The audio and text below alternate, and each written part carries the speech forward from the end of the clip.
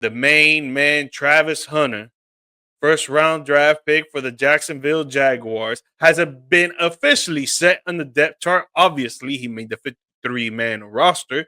I'm pretty sure a lot of us knew, if you're a true football fan, so a lot of us knew that he was going to make that. He will be the wide receiver 2, and he would be the cornerback 4. Man, lots of thoughts that have been going around with so many people talking about that he can't play both sides. He can play both sides. People want to see him play both sides. Other people don't want to see him play both sides. But just to get your perspective on this, man, before it even happens with the preseason going on this weekend, what do you think exactly what can happen for Hunter? And do you think this is good for him? Do you think he can play both sides? Do you think he cannot play both sides? What are your thoughts, Hey, I mean, first off, obviously, you personally, Cowboys fan, right? So you guys have a lot of corners in Dallas that are players that some people, if you look at the stats, they're great defensive corners, but at the end of the day, they take a lot of risk. They're not really bump and run kind of coverage guys. They gamble. They get the interceptions. They get those kind of stats. They're not shut down type corners, but they're still valuable, right? Travis Hunter was that in college. Now, granted, college, Colorado, playing against some mid to high tier programs, and yes, they did get exposed a lot of times, but he was never truly exposed. He always did a really good job of making sure he stood in front of his defender, didn't overly gamble. I'm not calling him a lockdown corner or anything like that. I know guys like Devin Hester that played corner and receiver, they were pretty much just good at one and okay at the other. Hunter did a good job of looking pretty good at both. And I know that's at the college level where athleticism can make a huge difference. In the NFL, that kind of narrows because everybody's athletic. But I'm excited about it. I like Travis Hunter. I don't mind the Jags. That's a team that needs help on both sides. So why not?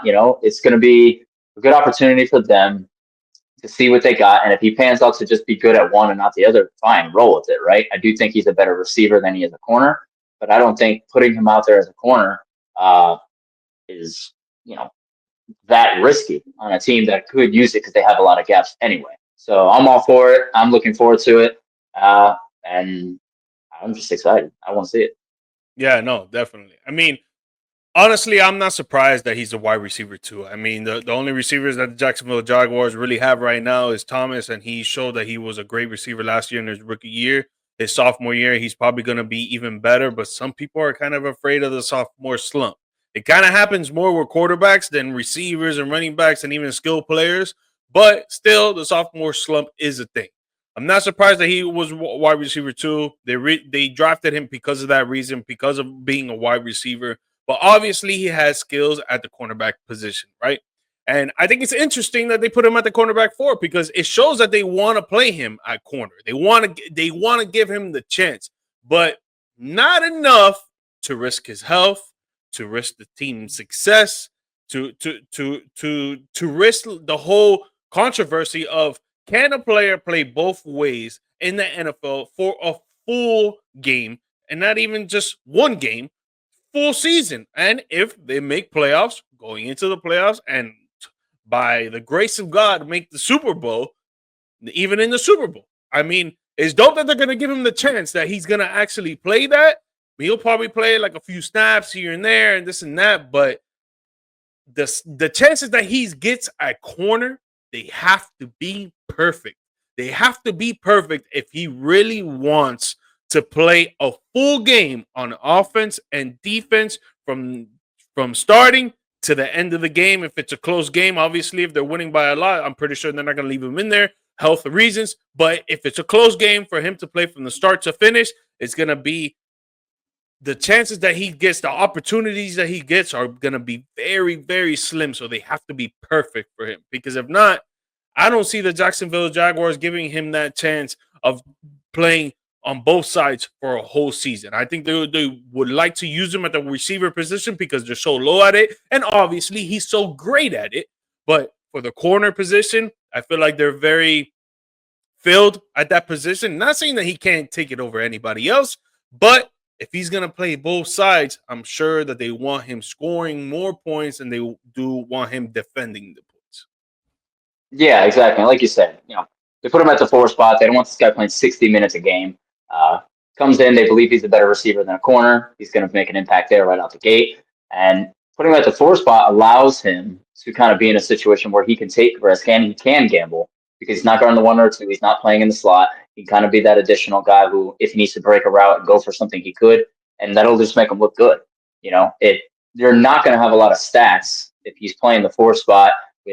That's kind of not limited minutes, but lesser minutes because you'll do your swap outs there. And essentially, if he maybe gets a couple targets towards him a game and only 1 or 2 receptions, that's already going to look like he's putting out good stats, right? Even though it's not truly what it is, it's just opportunity and stuff like that. But if he throws in an interception here or there, just because he has the opportunity to break routes and do stuff like that, then it's going to make him look great. So why not on a team that can use some kind of excitement on both sides of the ball, but especially offense, like you said, that's a very weak wide receiver room. I like it, and I'm good with it. And I do think he'll just eventually end up being probably just a wide receiver. But for now, I'm just going to enjoy it for what it is. And like you said, just got to stay healthy. Yeah, I think no matter what, he's gonna be a star for sure. I think if he just plays primarily a receiver, he's gonna be a star. If he plays primarily a corner, I think he'll be a star too.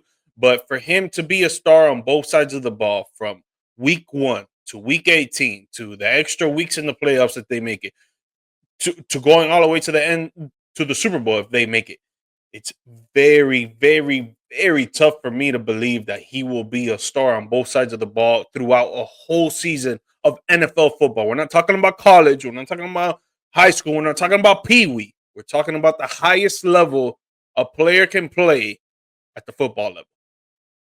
Yeah, I think eventually they will decide, okay, well, we're going to start seeing what else we have on defense. He'll start to scheme more as a wide receiver, and you'll get less moments of him being on the defensive side.